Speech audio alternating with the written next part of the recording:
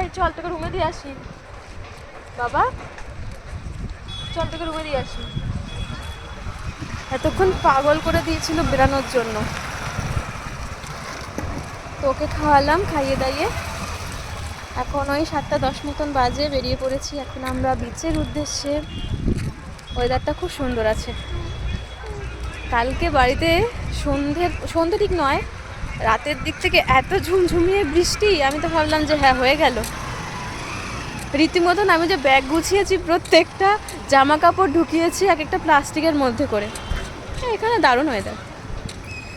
আমাদের হোটেল থেকে বিচের ডিস্টেন্স একদম 1 মিনিটের। চলে এসেছি। তো এখানে কম বেশি ভিড় যেন থেকেই যায়। শনি রবিবার হলে তো কোনো কথাই নেই। এই দেখ বাবা, তোর কোনটা লাগবে দেখ, তোর কি লাগবে বল।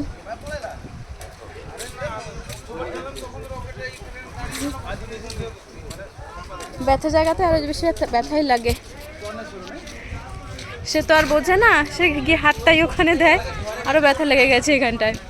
এবার ব্যান্ডেড ট্যান্ডেড দিয়ে তারপরে বেরিয়েছি।